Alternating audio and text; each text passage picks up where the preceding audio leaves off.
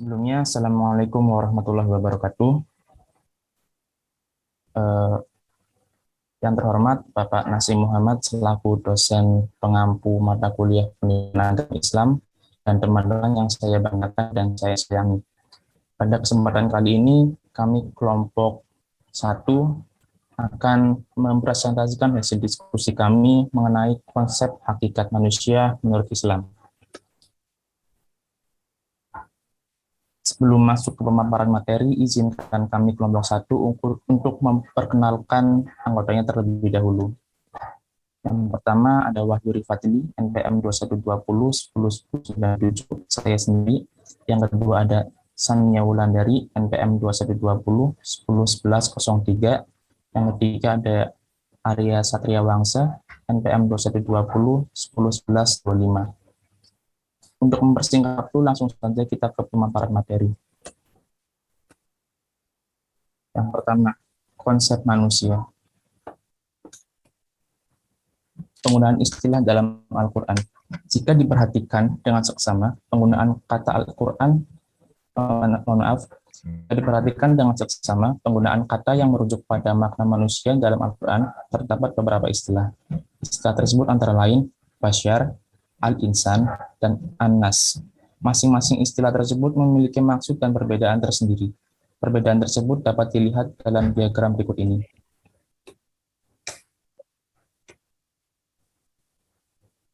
Istilah Basyar dalam Al-Quran ditemukan sebanyak 37 kali. Maknanya merujuk pada sifat biologis manusia, seperti berasal dari tanah, makan, dan minum.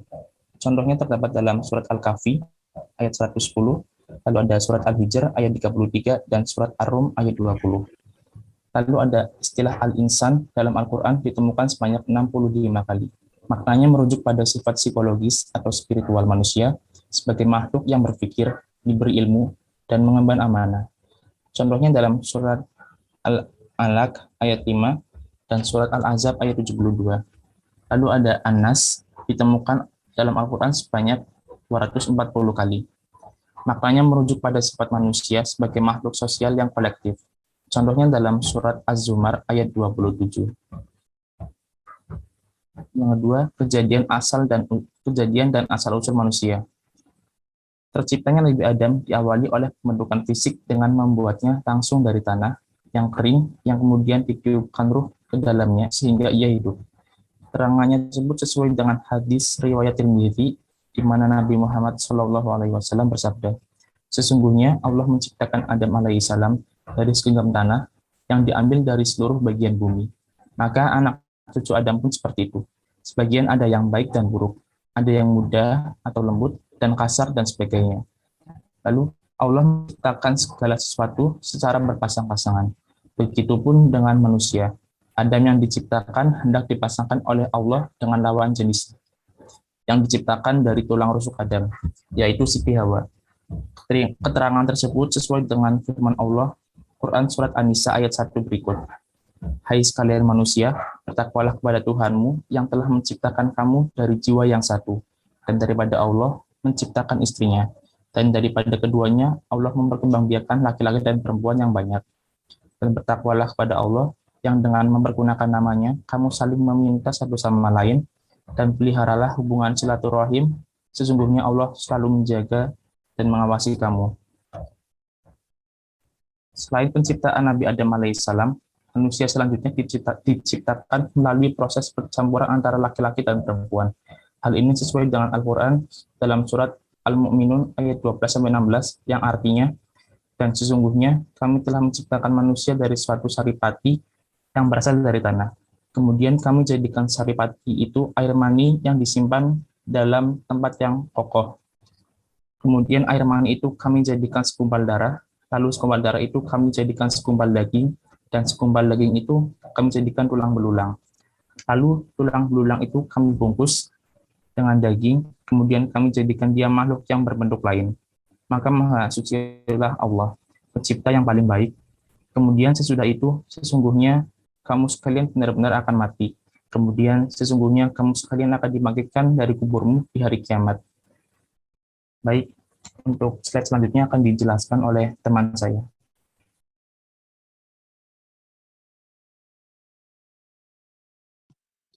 Baik, proses terciptanya manusia dengan bertemunya sel sperma atau sel telur, yaitu mengalami dengan fase pembuahan dalam rahim ibu selama 40 hari. Selanjutnya ada fase maloka, yaitu segumpal darah selama 40 hari.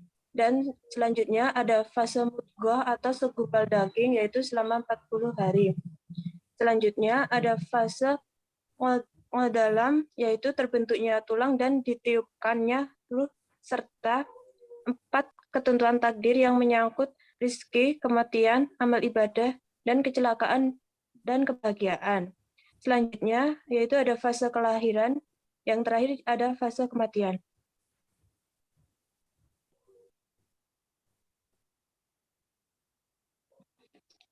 Persamaan dan perbedaan manusia dengan makhluk lain. 1. Persamaan manusia dengan makhluk lain. Secara umum, antara manusia dengan makhluk Allah yang lainnya, jin, malaikat, dan yang lain memiliki kesamaan dari sisi orientasi atau tujuan penciptaan, yakni sama-sama diberi tugas untuk beribadah pada Allah SWT. Namun demikian, dalam kenyataannya terdapat kelompok ciptaan Allah yang lain yang membantah terhadap perintah Allah, yakni iblis dan syaitan. Hal ini sebagaimana terekam dalam surat Al-Baqarah ayat 34, yang artinya, dan ingatlah ketika kami berfirman kepada para malaikat, sujudlah kamu kepada Adam, maka sujudlah mereka kecuali iblis. Ia enggan dan takabur dan adalah ia termasuk golongan orang-orang yang kafir.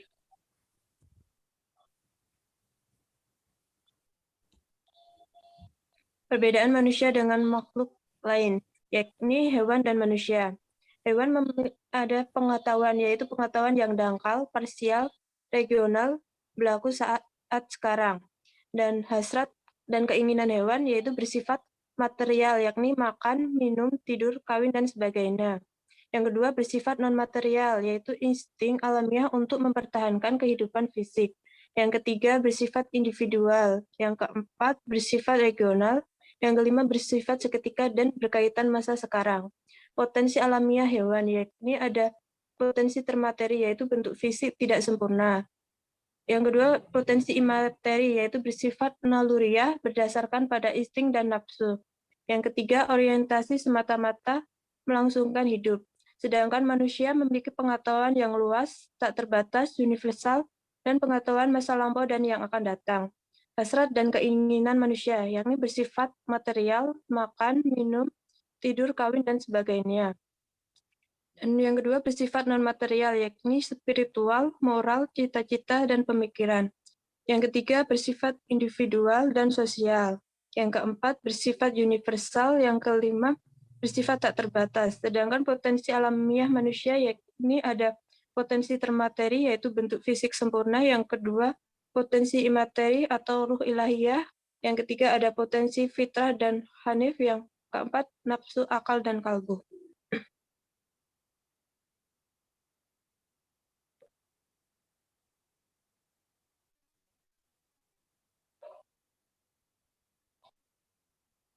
Kelebihan dan kelemahan manusia. Kelebihan manusia yaitu ada satu makhluk yang paling unik dijadikan dalam bentuk yang paling baik, ciptaan Tuhan yang paling sempurna. Yang kedua, manusia memiliki potensi atau daya kemampuan yang mungkin dikembangkan beriman kepada Allah. Yang ketiga, manusia diciptakan Tuhan untuk menjadi khalifahnya di bumi. Yang keempat, di samping akal manusia dilengkapi Allah dengan perasaan dan kemauan atau kehendak. Sedangkan kelemahan manusia yakni satu, manusia itu selalu membantah yang ada pada surat Al-Kahfi ayat 54. Yang kedua, manusia bersifat lemah yakni ada pada surat An-Nisa ayat 28. Yang ketiga, manusia senang berbuat maksiat yakni terdapat pada surat Al-Qiyamah ayat 5. Yang keempat, manusia selalu zalim dan bodoh yakni terdapat surat Al-Azab ayat 72. Yang kelima, manusia mencintai kehidupan dunia, yakni pada surat Al-Qiyamah ayat 20. Yang keenam, manusia melampaui batas, yakni terdapat pada surat Al-Alaq ayat 6. Yang ketujuh, manusia malas berbuat baik, yakni pada surat Al-Ma'arij ayat 21. Yang kedelapan, manusia senang berkeluh kesah dan gelisah, yakni terdapat pada surat Al-Ma'arij ayat 19. Yang kesembilan, manusia selalu tergesa-gesa, yakni terdapat pada surat Al-Anbiya ayat 37, dan yang ke-10, manusia itu pelit, terdapat pada surat Al-Isra ayat 100. Selanjutnya akan disampaikan oleh teman saya. Eksistensi dan martabat manusia, tujuan penciptaan manusia. Tujuan pokok penciptaan manusia adalah semata-mata hanya untuk beribadah kepada Allah Subhanahu wa taala. Hal ini sebagaimana dijelaskan dalam Al-Qur'an surat Az-Zariyat ayat 56 yang berarti, dan aku tidak menciptakan jin dan manusia melainkan supaya mereka mengabdi kepadaku. Menurut para ulama, ibadah yang dimaksud dalam ayat tersebut adalah ibadah yang menyangkut hubungan manusia dengan Allah Subhanahu wa taala, matloh atau vertikal, maupun hubungan manusia dengan sesamanya atau horizontal. Fungsi dan peran manusia. Diciptakannya manusia di muka bumi adalah tak lain berfungsi sebagai khalifah di muka bumi. Peran tersebut sebagaimana dijelaskan dalam surat Al-Baqarah ayat 30 yang memiliki arti, ingatlah ketika Tuhanmu berfirman kepada para malaikat, dan sesungguhnya aku hendak menjadikan seorang khalifah di muka bumi. Istilah khalifah dalam ayat tersebut memiliki makna sebagai penerus ajaran Allah Subhanahu wa taala dan pemakmur dan pengolah bumi beserta isinya. Tanggung jawab manusia sebagai hamba dan khalifah Allah. Ketika memerankan fungsi sebagai khalifah Allah di muka bumi, ada dua tanggung jawab penting yang diamanahkan dan dilaksanakan manusia sebagai hari kiamat. Pertama, memakmurkan bumi, al-imarah. Kedua, memelihara bumi dari upaya-upaya perusakan yang datang dari pihak manapun, ar-riayah. Berikutnya ada makna dan sifat fitrah manusia. Makna fitrah manusia, sur atau suci, Islam, tauhid, ikhlas atau murni, kecenderungan berbuat baik, insting, takdir, dan potensi dasar untuk mengabdi kepada Allah. Manusia memiliki beberapa jenis fitrah atau kekuatan terpendam, yaitu yang pertama ada fitrah beragama, yang dijelaskan dalam Quran Surat Al-A'raf ayat 172 dan Ar-Rum ayat 30, fitrah sosial, Quran Surat Al-Imran 112 dan Quran Surat Al-Maidah ayat 2, fitrah intelek, Quran Surat Al-Imran 190 dan Quran Surat Muhammad ayat 24, fitrah seksual atau kawin, Quran Surat Al-Imran 14 dan Quran Surat An-Nisa ayat 3, fitrah ekonomi, Quran Surat Al-Jum'ah ayat 7 dan Quran Surat Ath-Thur ayat 9. Fitrah seni, Quran Surat Al-A'raf ayat 31 dan Quran Surat An-Nur ayat 31. Fitrah keadilan, Quran Surat Al-Maidah ayat 8 dan Quran Surat Al-An'am ayat 152. Fitrah persamaan, Quran Surat An-Nisa ayat 1 dan Quran Surat Al-Hujarat ayat 13. Fitrah kuasa atau politik, Quran Surat Al-Imran ayat 28 dan Quran Surat At-Taubah ayat 71. Fitrah persatuan, Quran Surat Al-Baqarah ayat 213. Ya, sekian pemaparan materi dari kelompok kami. Apabila ada kurang, kami memohon maaf. Terima kasih atas perhatian teman-teman dan Bapak Nasih. Billahi taufik walhidayah. Wassalamualaikum warahmatullahi wabarakatuh.